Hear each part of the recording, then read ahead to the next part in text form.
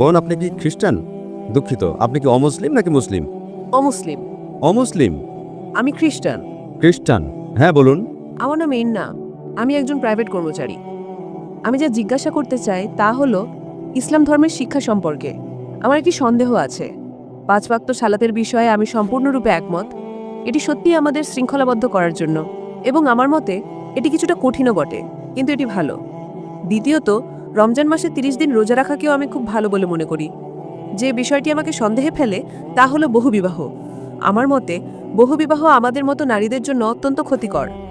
যদিও বলা হয় যে এটা ইখলাসের সাথে করা হয়, আমার মতে এটিকে ইবাদতের নামে অন্য কোনো উদ্দেশ্যে ব্যবহার করা হতে পারে। তাহলে অন্য ধর্মে কেন বহুবিবাহ নেই? এবং আমার মনে হয় আমি ভাগ্যবান যে আমি একজন খ্রিস্টান নারী। ধন্যবাদ।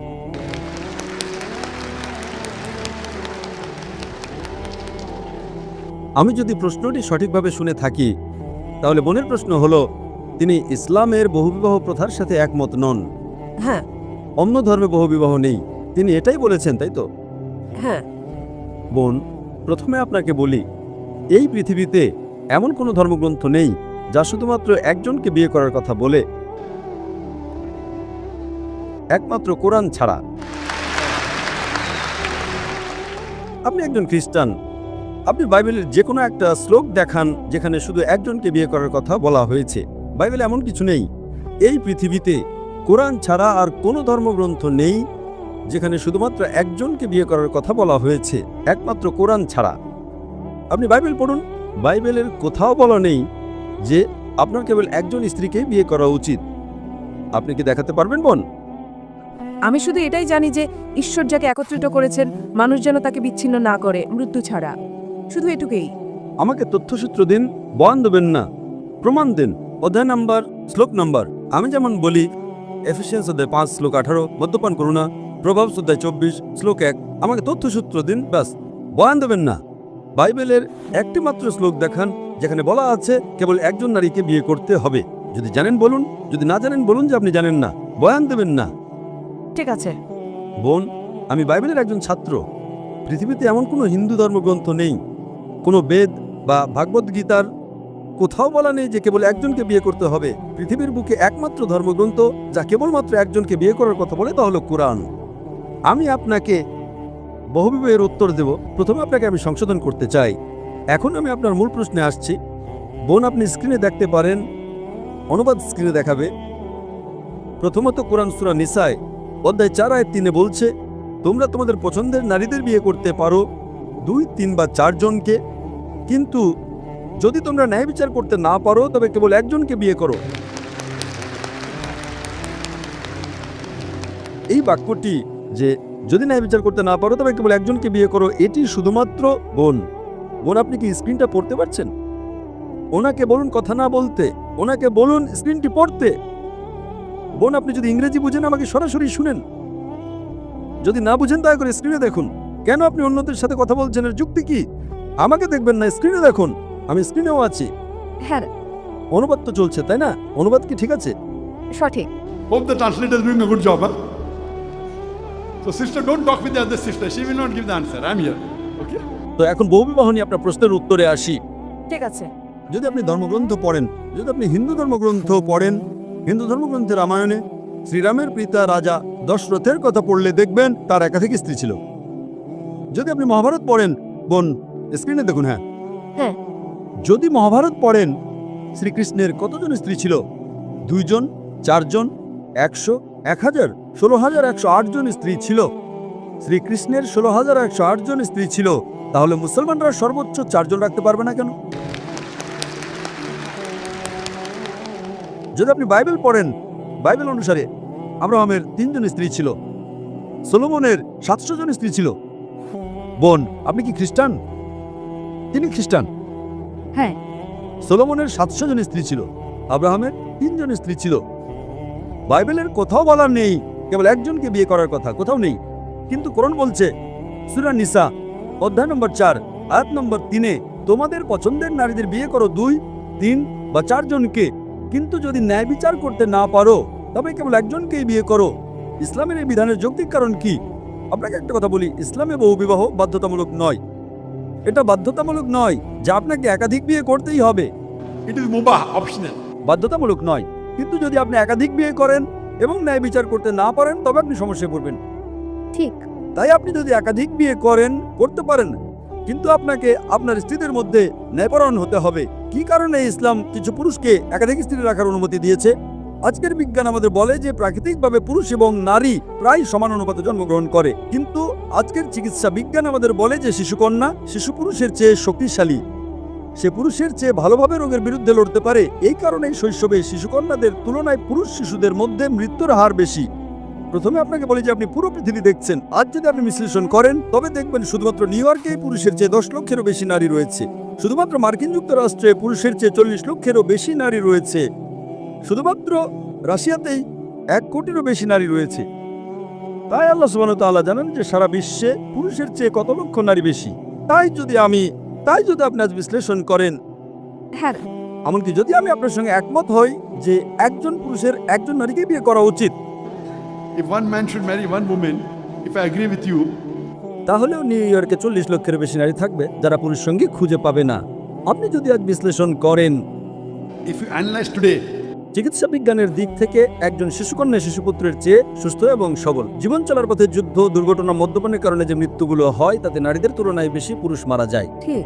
তাই এর কারণে আজ ভারত বা অন্যান্য কিছু দেশে যেখানে নারী ভ্রূণ হত্যা এবং নারী শিশু হত্যা হয়, ভারতে নারীর সংখ্যা পুরুষের চেয়ে কম।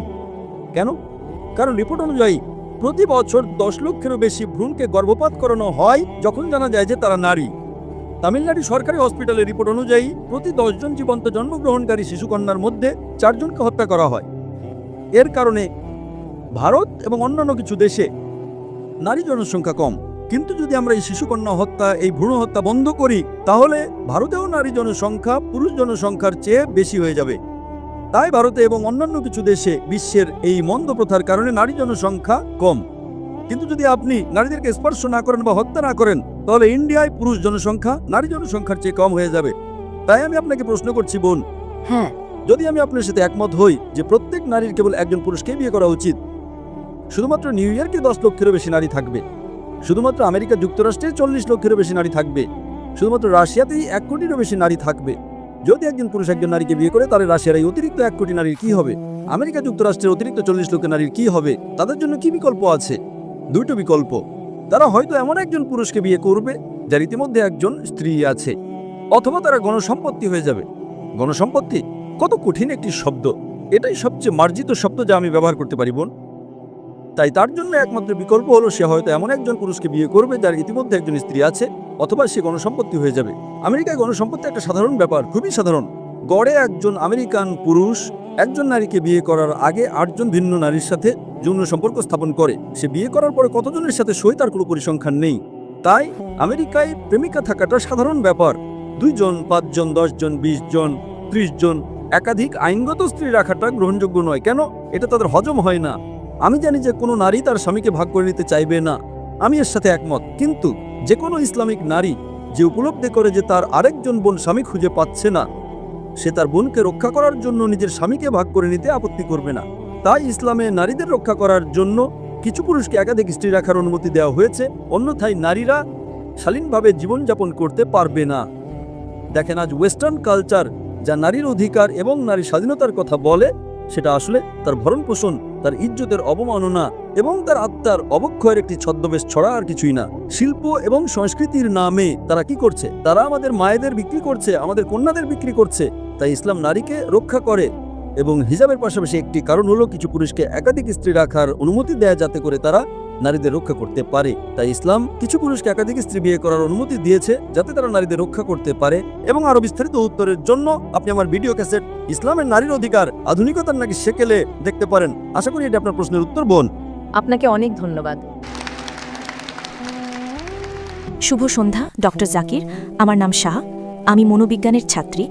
আমি আপনার আগের লেকচারে অংশ নিয়েছিলাম UITM শাহ আলামে। আমি অবশ্যই বলবো যে আমি আপনার লেকচার খুব উপভোগ করেছি, আজও আমি আপনার লেকচার উপভোগ করেছি। আমার প্রশ্ন আগের লেকচার সম্পর্কে। আপনি বলেছিলেন বিশ্বজনীন ভ্রাতৃত্ব সম্পর্কে UITM শাহ আলামে। একটা সময়ে প্রশ্নোত্তর পর্ব চলাকালীন আপনি উল্লেখ করেছিলেন যে আপনি খ্রিস্টানদের চেয়ে বেশি খ্রিস্টান ছিলেন। এখন আমি নই, আমি যা জানি তা থেকে বলছি। একজন ব্যক্তি খ্রিস্টান হয় যদি তারা খ্রিস্ট ধর্মের দীক্ষা নেয় অথবা তারা যীশু খ্রিস্টকে তাদের ব্যক্তিগত রক্ষাকর্তা হিসেবে গ্রহণ করে, কেবল তখনই একজন ব্যক্তি খ্রিস্টান হয়। তো আমি শুধু জানতে চেয়েছিলাম ঠিক কিভাবে আপনি নিজেকে খ্রিস্টানদের চেয়ে বেশি খ্রিস্টান হিসেবে উল্লেখ করতে পারেন, এটুকুই। বোন একটি খুব ভালো প্রশ্ন জিজ্ঞাসা করেছেন। তিনি একটি খুব ভালো প্রশ্ন জিজ্ঞাসা করেছেন। তিনি শাহ আলমে আমার কথা শুনেছেন এবং এখানেও তিনি একটি প্রশ্ন জিজ্ঞাসা করেছেন যে আমি বলেছিলাম যে আমি খ্রিস্টানদের চেয়ে বেশি খ্রিস্টান। তো আমি কিভাবে একজন খ্রিস্টান হতে পারি যদি আমি বাপ্তিস্মা না নিয়ে থাকি, যদি আমি বিশ্বাস না করি যীশু খ্রিস্ট ঈশ্বর? বোন, আপনি আমাকে সঠিক উদ্ধৃত করেছেন, কিন্তু আপনি আমার সম্পূর্ণ উদ্ধৃতি দেননি। আমি খ্রিস্টানদের চেয়ে বেশি খ্রিস্টান বলার আগে আমি একটি বিবৃতি দিয়েছিলাম, যদি খ্রিস্টান মানে এমন একজন ব্যক্তি যিনি যীশু খ্রিস্ট আলাইহিস সালামের শিক্ষা অনুসরণ করেন, তবে আমরা মুসলমানরা খ্রিস্টানদের চেয়েও বেশি খ্রিস্টান। সেটা বলার আগে একটি মানদণ্ড ছিল, যদি খ্রিস্টান মানে এমন একজন ব্যক্তি যিনি বিশ্বাস করেন যীশু খ্রিস্ট আলাইহিস সালামের শিক্ষায়, তবে আমি খ্রিস্টানদের চেয়েও বেশি খ্রিস্টান। এবং তারপর আমি বলেছিলাম যে বাইবেল বলে যে যীশু খ্রিস্ট আলাইহিস সালামের 8ম দিনে খতনাকৃত হয়েছিলেন। অধিকাংশ খ্রিস্টান খতনাকৃত নয়, সমস্ত মুসলমান খতনাকৃত। বাইবেল এফিসিয়েন্স বই অধ্যায় 5 আয়াত 18-তে বলে মদ পান করো না। হিতোপদেশ বই অধ্যায় 20 আয়াত 1-এ বলে মদ পান করো না। সামগ্রিকভাবে মুসলমানরা মদ পান করে না, কিন্তু খ্রিস্টানরা করে। বাইবেল লেবীয় পুস্তক অধ্যায় 11 আয়াত 7 এবং 8-এ বলে শুকরের মাংস খেও না। দ্বিতীয় বিবরণ বই অধ্যায় 14 আয়াত 8-এ বলে শুকরের মাংস খেও না। ইসাইয়া বই অধ্যায় 65 আয়াত 2 থেকে 5-এ বলে শুকরের মাংস খেও না। আমরা মুসলমানরা শুকরের মাংস খাই না, কিন্তু খ্রিস্টানরা খায়। বাইবেল বলে হিজাব করো, যে তুমি মাথা ঢেকে রাখো। বাইবেল দ্বিতীয় বিবরণ বই অধ্যায় 22 আয়াত 5-এ বলে, প্রথম তিমথিও অধ্যায় 2 আয়াত 9-এ, প্রথম করিন্থী অধ্যায় 11 আয়াত 5 এবং 6-এ হিজাব করো। সামগ্রিকভাবে মুসলমানরা হিজাব করে, কিন্তু খ্রিস্টানরা মাথা ঢেকে রাখে না। যদি খ্রিস্টান মানে এমন একজন ব্যক্তি যিনি যীশু খ্রিস্টের শিক্ষা অনুসরণ করেন, আমরা মুসলমানরা খ্রিস্টানদের চেয়েও বেশি খ্রিস্টান। কিন্তু ওটাই আমার পয়েন্ট। খ্রিস্ট ধর্ম মানে এমন একজন ব্যক্তি নয় যিনি খ্রিস্টের শিক্ষা অনুসরণ করেন, কারণ নাসরের যিশু একজন ইহুদি ছিলেন। তাহলে এটার মানে কি? তিনি ইহুদি হিসেবে জন্মগ্রহণ করেছিলেন, তিনি ইহুদি জীবনযাপন করেছিলেন এবং তিনি ইহুদি হিসেবে মারা গিয়েছিলেন। তাই আপনি যদি নাসরের যিশুর শিক্ষা অনুসরণ করেন, এটা আপনাকে খ্রিস্টান বানাবে না, এটা আপনাকে ইহুদি বানাবে, কারণ তিনি আপনাকে ইহুদি শিক্ষা দিয়েছিলেন। তবে নাসরের যিশুকে আপনার ব্যক্তিগত ত্রাণকর্তা হিসেবে গ্রহণ করা এবং কেবল তার মাধ্যমেই আপনি স্বর্গে যেতে পারেন, তবে সেটা ডক্টর জাকির আপনাকে খ্রিস্টান বানাবে। বাইবেলের একটি আয়াত দেখান যা বলে যে যীশু খ্রিস্টকে আপনার ত্রাণকর্তা হিসেবে গ্রহণ করলে আপনি স্বর্গে যাবেন। আমাকে সম্পূর্ণ বাইবেলে একটি দ্ব্যর্থহীন উদ্ধৃতি দিন যেখানে যীশু খ্রিস্ট নিজেই বলেছেন যে আমি ঈশ্বর, অথবা যেখানে তিনি বলেছেন আমার উপাসনা করো, আমি আজই আপনার খ্রিস্টান ধর্ম গ্রহণ করব। আপনি যা বলছেন তা চার্চের শিক্ষা, বাইবেলের নয়। হ্যাঁ, ঠিক তাই, কারণ চার্চ থেকে আপনি পান। বোন, হ্যাঁ। আপনি একটি ধর্ম বুঝতে চান, ধর্মগ্রন্থ পড়ুন, অনুসারীদের দিকে তাকাবেন না। আচ্ছা, অনুসারীদের দিকে তাকাবেন না। আমি আপনাকে বলেছি, যদি আপনি ইসলাম বুঝতে চান, মুসলমানের দিকে তাকাবেন না। ধর্মগ্রন্থ কোরআন এবং নবী মুহাম্মদ সাল্লাল্লাহু আলাইহি ওয়াসাল্লামের খাঁটিবাণী পড়ুন। যদি আমি খ্রিস্ট ধর্ম বুঝতে চাই, আমি চার্চের দিকে তাকাবো না। চার্চ বাইবেলের তত্ত্বাবধায়ক নয়। চার্চই খ্রিস্টান তৈরি করেছে। যদি চার্চ না থাকতো তবে কোনো খ্রিস্টান থাকতো না। সেটাই আমি আপনাকে বলছি। চার্চকে অনুসরণ করবেন না, অনুসরণ করুন যিশু আলাইহিস সালামকে। যদি চার্চ না থাকতো আপনি যিশু খ্রিস্টকে জানতেন না, তাই খ্রিস্টকে জানার জন্য আপনাকে অবশ্যই চার্চকে স্বীকৃতি দিতে হবে। বোন, খ্রিস্ট ধর্ম জানতে হলে আপনাকে বাইবেল পড়তে হবে, চার্চ নয়। দেখুন, আপনি কি জানেন কত ধরনের চার্চ আছে? বোন, আপনি কোন চার্চের অন্তর্ভুক্ত? আজ চার্চের 2000-এরও বেশি বিভিন্ন সম্প্রদায় রয়েছে। আপনাদের 2000 বিভিন্ন খ্রিস্টান রয়েছে। আপনি কি সেটা জানেন?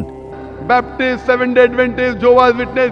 আপনি কোন চার্চের অন্তর্ভুক্ত? 2000 বিভিন্ন ধরনের চার্চ। আপনি কি সেটা জানেন? হ্যাঁ, আমি জানি, আমি খুব সচেতন। তাহলে আপনি কি বলতে চান যে এখানে 2000 বিভিন্ন ধরনের খ্রিস্টান? হ্যাঁ, আমি সেই কারণে বোন, যদি আপনি খ্রিস্ট ধর্ম বুঝতে চান, বাইবেল পড়ুন। যদি আপনি যীশু খ্রিস্টের শিক্ষা জানতে চান, চার্চে যাবেন না, বাইবেলে যান। একটুও দ্ব্যর্থহীন উক্তি নেই সম্পূর্ণ বাইবেলে, যেখানে যীশু খ্রিস্ট নিজে বলেছেন যে আমি ঈশ্বর, অথবা যে আমার উপাসনা করো। সুতরাং যখন যীশু খ্রিস্ট বলেননি, যদি আপনি যীশু খ্রিস্টকে সর্বোচ্চ কর্তৃপক্ষ মনে করেন, যাকে আমি একজন রাসূল মনে করি, রাসূল চার্চের চেয়ে অনেক শ্রেষ্ঠ। সম্পূর্ণ বাইবেলে একটিও দ্ব্যর্থহীন উক্তি নেই যেখানে যীশু খ্রিস্ট নিজে বলেছেন যে আমি ঈশ্বর, অথবা যে আমার উপাসনা করো। হ্যাঁ, আপনার এই মনোভাবের কারণে 2000 বিভিন্ন চার্চ এবং 2000 বিভিন্ন ধরনের খ্রিস্ট ধর্ম রয়েছে। আপনি কোন খ্রিস্ট ধর্ম অনুসরণ করবেন? যদি আপনি ইসলাম অনুসরণ করতে চান, কোরআন এবং মোহাম্মদ সাল্লাল্লাহু আলাইহি ওয়াসাল্লামের খাঁটি হাদিস পড়ুন। যদি আপনি হিন্দু ধর্ম অনুসরণ করতে চান, বেদ এবং উপনিষদ পড়ুন। যদি আপনি খ্রিস্টান হতে চান, বাইবেল পড়ুন। যদি আপনি এইসব ধর্মগ্রন্থ পড়েন, আপনি এক সত্য ধর্মের কাছাকাছি যাবেন। সেই ঈশ্বর এক ঈশ্বর, যার কোনো প্রতিমূর্তি নেই। সেই ঈশ্বর এক ঈশ্বর, যার কোনো সন্তান নেই, পিতামাতা নেই। এবং যীশুখ্রিস্ট আলাইহিস সালাম গসপেল অফ জন অধ্যায় 16 আয়াত 12 থেকে 14-তে বলেছেন, আমার তোমাদের অনেক কিছু বলার আছে, কিন্তু তোমরা এখন তা সহ্য করতে পারবে না। যখন সেই সত্যের আত্মা আসবেন, তিনি তোমাদের সমস্ত সত্যের পথে পরিচালিত করবেন। তিনি নিজের থেকে কথা বলবেন না, যা শুনবেন তাই বলবেন। তিনি আমাকে মহিমান্বিত করবেন। আচ্ছা, এখানে যীশু খ্রিস্ট আলাইহিস সালাম শেষ এবং চূড়ান্ত রাসূল নবী মুহাম্মদ সাল্লাল্লাহু আলাইহি সাল্লামের আগমনের কথা বলছেন। তাই তিনি সবাইকে বলছেন শেষ এবং চূড়ান্ত রাসূলকে অনুসরণ করতে। কিন্তু আপনারা অনুসরণ করতে চান না, কারণ যদি সবাই শেষ এবং চূড়ান্ত রাসূলকে অনুসরণ করে, তাহলে কে চার্চকে অনুসরণ করবে? যীশু খ্রিস্ট কখনো বলেননি চার্চকে অনুসরণ করো। বাইবেলের কোন আয়াত সেটা বলে? বাইবেলের কোন আয়াত? তাই আপনাকে যা বুঝতে হবে, যীশু খ্রিস্ট আলাইহিস সালামের শিক্ষা পড়ুন। যে কেউ আপনাকে দূরে নিয়ে যেতে চায় যীশু খ্রিস্ট আলাইহিস সালাম থেকে, সে ভালো নয়। সেই কারণে আমি বলেছিলাম যে যদি খ্রিস্টান মানে এমন একজন ব্যক্তি যিনি যীশু খ্রিস্ট আলাইহিস সালামের শিক্ষা অনুসরণ করেন, আমি খ্রিস্টানদের চেয়েও বেশি খ্রিস্টান। যীশু খ্রিস্ট খতনাকৃত ছিলেন, আমি খতনাকৃত। এর মাঝখানে এখন চার্চের কি করার আছে? যীশু খ্রিস্ট বলেছেন ওল্ড টেস্টামেন্টের সমস্ত আদেশ মেনে চলো। ওল্ড টেস্টামেন্ট বলেছিল শুকরের মাংস খেও না, তবুও চার্চ বলে শুকরের মাংস খাও। আপনি কাকে অনুসরণ করবেন? কে শ্রেষ্ঠ, যীশু খ্রিস্ট নাকি চার্চ? সেই কারণেই যে কোনো ধর্ম বুঝতে ধর্মগ্রন্থ পড়ুন, আপনি সেই ধর্মের কাছাকাছি যাবেন।